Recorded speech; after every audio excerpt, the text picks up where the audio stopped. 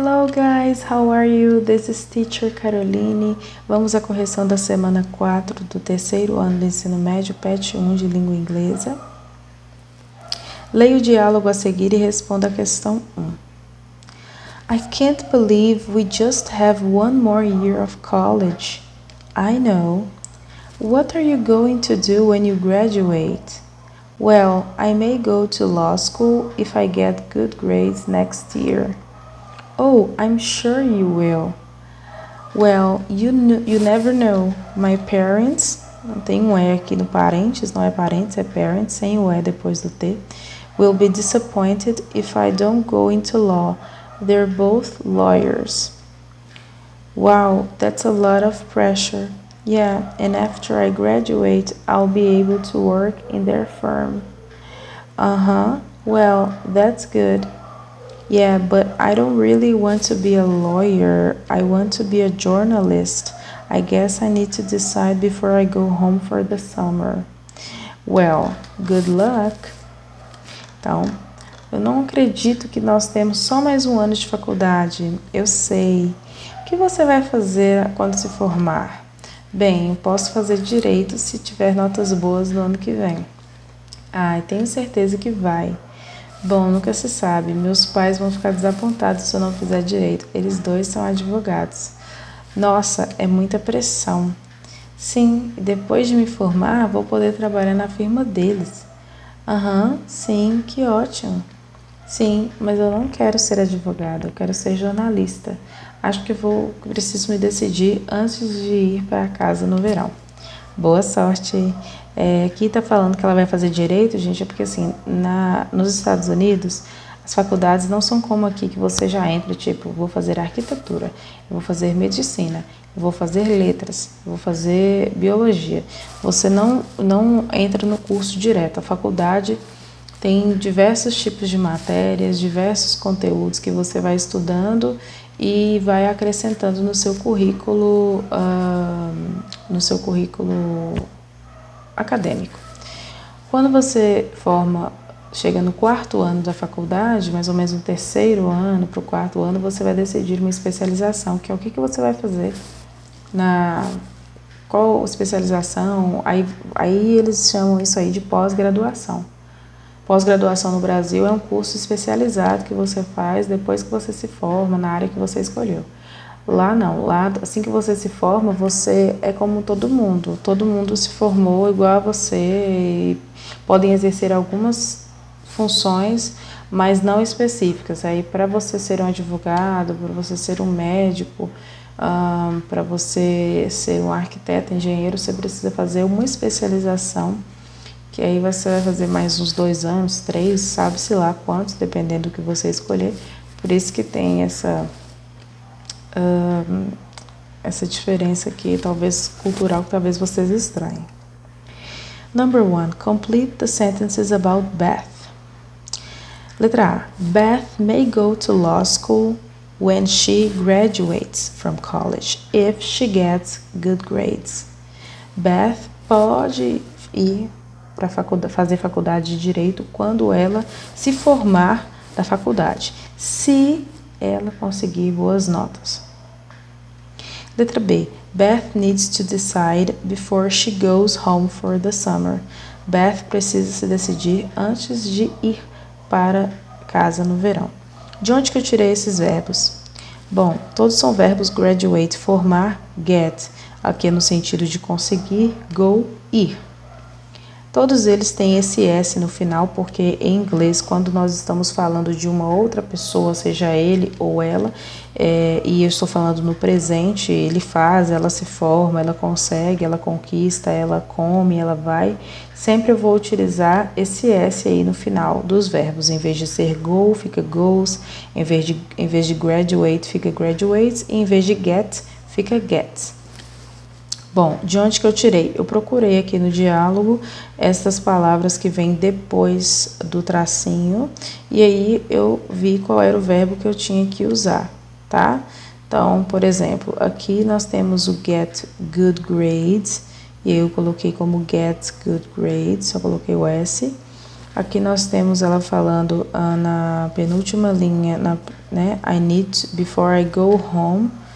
Aí coloquei goes e esse graduate está aqui na 1, 2, 3, 4, 5, quarta linha, ok? Que aí ela fala do graduate, que é formar-se. E continuando a frase na próxima sobre as notas. Então eu fui tirando, tá, pessoal? Basicamente, esse tipo de exercício, você procura palavras que estão próximas umas das outras para saber qual que vai ser utilizada para completar. Aí aqui tem uma breve explicação, gente, da condicional. O que é condicional? Você põe uma condição. Se acontecer isso, no futuro vai acontecer tal coisa. Se não acontecer agora, no futuro tal coisa não vai acontecer. Sempre você coloca uma condição para que uma coisa no futuro de fato aconteça. A gente pode utilizar 4 palavras para indicar a condição. Essas palavras elas estão nesse quadro aqui, são if, que estão de azul. If, when, after e before. If significa se, when, quando, after, depois, before, antes. Ok? E aí tem alguns exemplos aqui. E nesse exercício, eu coloquei ele aqui embaixo porque não coube. Ele pede assim, circle the correct verbs, then complete the sentences with your ideas. Primeiro, circule o verbo correto, ou seja, a gente vai usar no presente ou no futuro. Depois, complete as frases com suas próprias ideias. Então, primeiro, como que eu sei qual é presente e qual é futuro? Sempre que tiver essas 4 palavras aqui que estão de azul, nesse quadro azul, você vai utilizar junto deles o presente. O presente em inglês, ele pode vir ou com o verbo normal, sem nenhuma adição de outra palavra junto, é só o verbo, ou ele terminando com S, como foi o caso aqui da questão 1, ok? E o futuro vai ser a outra frase, porque uma é no presente, que é quando acontece alguma coisa, e a outra frase indica o futuro, que é a consequência daquilo que acontece no presente. Então, uma complementa a outra, né? Eu faço hoje para amanhã colher os frutos. Futuro em inglês a gente vai indicar basicamente com o verbo will, ou então com o verbo may. Eles significam poderei fazer ou então irei fazer. Então, na letra A, pessoal, ficou assim. When class is over today, I'm going to sleep. Algumas coisas aqui eu coloquei a minha opinião e vocês podem tirar e colocar as suas. Quando a classe acabar hoje, eu vou dormir. Letra B. Before I go to bed tonight, I'll probably drink some milk. Antes de eu ir dormir hoje à noite, provavelmente eu vou beber leite. Aqui eu coloquei, marquei go, por causa do before, que traz um presente, né? Antes de eu ir para a cama. Se eu colocasse a outra opção, seria antes de eu vou ir para a cama, não dá muito certo. Letra C. Maybe I'll travel next weekend if I have time. Talvez eu vou viajar no próximo fim de semana se eu tiver tempo. Só se eu tiver louca, né? Nesse tempo aí a gente tem que ficar em casa. Mas só um exemplo, viu, gente? Aí aqui pediu para completar com a ação, coloquei travel, que é viajar. Letra D. When my English is totally fluent, I hope I'll be able to travel abroad. Quando meu inglês estiver totalmente fluente, eu espero estar apta a viajar para fora. Espero que seja capaz de viajar para fora.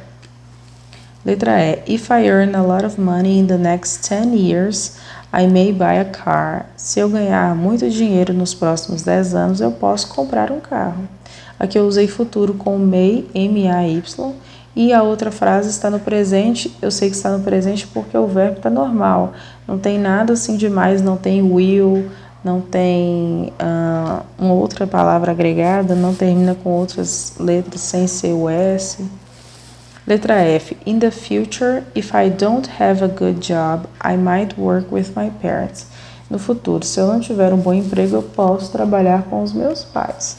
Aqui vocês estão vendo, tem outra palavra que é M-I-G-H-T, parece com night, né? Mas é might, que significa poderei ou poderia. Também indica futuro. Letra G. I hope I'll be able to rest after I retire. Eu espero que eu descanse depois que eu me aposentar. Espero que eu consiga descansar depois que eu me aposentar. Então, a palavra retire, que é essa última da frase letra G, significa aposentar, está no presente, por causa do after aqui, que puxa o presente. Número 4. Está pedindo para observar essa situação, aí eu coloquei aqui na letra A. Quais seriam as reações mais comuns diante de uma situação como essa? E a sua reação como seria? A pessoa ficaria com raiva, reclamaria e atacaria o atendente. Eu iria para outro lugar pagar as minhas contas. Isso aqui também é pessoal, vocês podem responder em português. Qual sentença do texto você pode utilizar para justificar uma atitude reflexiva diante de situações adversas e até mesmo injustas como essa? Então, eu retirei do texto aqui, the power we have to choose and more importantly, to choose our attitudes, ok? No caso, gente, esse texto, ele veio aqui, esse texto que está de azul, tá? Aí eu transcrevi. O poder que nós temos de escolher e, mais importante, de escolher nossas atitudes. Número 5. Acerca de atitudes que comumente adotamos no modo automático, fala-se sobre um espaço específico que pode nos ajudar a fugir das respostas automáticas. Que espaço é esse? Eu coloquei aqui nossa liberdade de escolha. Pede para explicar, fica a critério de vocês. Ok? Como que a gente pode sair do modo automático, né? Sempre fazendo as mesmas coisas. É escolhendo outras coisas para fazer, utilizando o nosso livre-arbítrio. Bom, vamos dar uma olhada aqui, né, no texto. Eu tinha pulado ele por conta das frases que eu coloquei aqui e eu fui seguir direto, pessoal.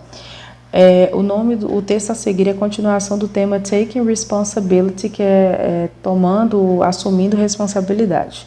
Responsibility is not about blaming others, nor is it about blaming oneself. It is about reclaiming the power we have to choose, more importantly, to choose our attitudes. Responsabilidade não é culpar os outros, nem é culpar a si mesmo. É sobre recuperar o poder que temos de escolher, mais importante, de escolher nossas atitudes. Between an event that happens to us and how we react or respond is a space, and that space is our freedom to choose. When we choose, we are consciously responding. When we don't choose, we are reacting with unconscious automaticity, which may or may not be productive. Quase que eu embolo numa palavra aqui. Entre um evento que acontece conosco e como nós reagimos ou respondemos, há um espaço, e esse espaço é nossa liberdade de escolha. Quando escolhemos, estamos respondendo conscientemente. Quando não escolhemos, nós estamos reagindo com automaticidade inconsciente, que pode ou não ser produtiva. E aí, número 3. Which definition of responsibility does the text present? Qual a definição de responsabilidade que o texto apresenta? Responsibility is reclaiming the power that we have to choose our attitudes. Responsabilidade é recuperar o poder que nós temos de escolher nossas atitudes. Então, pulei a 3, mas voltei aqui, ok, pessoal? Me desculpem, so sorry. Aqui, por último, nós temos os modals for deduction, que são os modais para dedução. Esses modais aqui são utilizados quando nós pensamos em algo assim, nas possibilidades de algo acontecer, de algo ser, mas nós não sabemos se aquilo é verdade ou não. Nós temos primeiro o must, que significa deve. A gente usa quando tem quase plena certeza de que aquilo é verdade. O can't significa não pode, tipo assim, gente, não pode ser, não é possível que isso aqui aconteceu. Ele tem praticamente uma certeza de que aquilo não é verdade. Por último, o may ou o might, eles têm aí cerca de 50% de chance daquilo ser verdadeiro, da possibilidade de ser verdadeiro. A gente pode utilizar o not no final para indicar uma frase negativa, e a tradução de may e might é poder ou poderia, pode ou poderia. 6. Circule a palavra que melhor complete as frases, analisando pela palavra que eles utilizaram, né? Pelo modal. Letra A. They could be Colombian because they're speaking Spanish. Eles poderiam ser colombianos porque eles estão falando espanhol. Bom, se eu acho que eles são colombianos, a probabilidade deles falarem espanhol e não alemão, que é German. Letra B. It can't be a spider, it's only got 6 legs. Não pode ser uma aranha, só tem 6 pernas.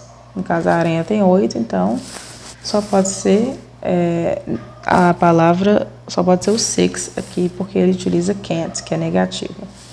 C. Oliver must really love that film. He's seen it 10 times. Oliver deve amar esse filme, ele já viu 10 vezes.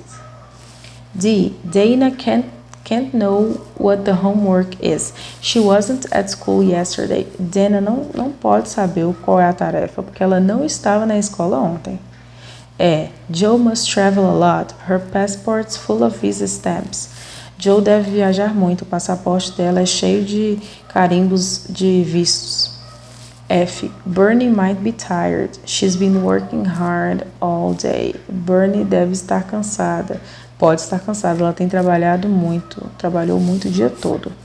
G. They might not speak English. They're French. Então, eles podem não falar inglês, eles são franceses. Letra H. Dave must like One Direction. He's got all their CDs. Dave deve gostar do One Direction. Ele tem todos os CDs. 7. Nós vamos completar essa conversa aqui com estes. Tem alguns aqui que podem variar de acordo com a opinião de vocês, tá? Look, Claudia Jones is on Facebook. I'm going to send her a friend request. There, done. Wow, she's got 500 friends. She must be really popular. Well, they can't all be real friends. No one can have that many, not even Claudia. That's true. She might not really know most of them. Yes, 20 proper friends at the most. The rest of them must be just friends of friends. She probably just accepts anyone who wants to be her friend. Why does she do that? I don't know. She might be a bit lonely. Maybe it makes her feel better. But that can't work. Having lots of false friends doesn't make anyone feel better. Oh, look, she must be online because she's replied to my request already. And what does she say? I can't believe it. She said no. Então, olha, Claudia Jones está no Facebook. Eu vou mandar a ela um pedido de amizade. Aqui, pronto. Nossa, ela tem 500 amigos. Ela deve ser muito popular. Eles não podem ser todos amigos reais. Ninguém tem tantos assim, nem mesmo Cláudia. É verdade, ela pode não conhecê-los todos. Sim, 20 amigos no máximo. O resto deles deve ser amigos de amigos. Ela deve aceitar qualquer um que quer ser amigo dela. Por que ela faz isso? Eu não sei. Ela pode ser um pouco solitária. Talvez faça sentir-se melhor. Mas isso não pode funcionar. Ter muitos amigos falsos não faz ninguém se sentir melhor. Olha, ela deve estar online porque ela já respondeu o meu pedido. E o que ela disse? Eu não acredito. Ela disse não. Ok, guys, so we finished here. Thanks for watching. Desculpem pelo vídeo longo. Tentei explicar da maneira mais sucinta que eu pude, mais resumida que eu pude. Goodbye and see you.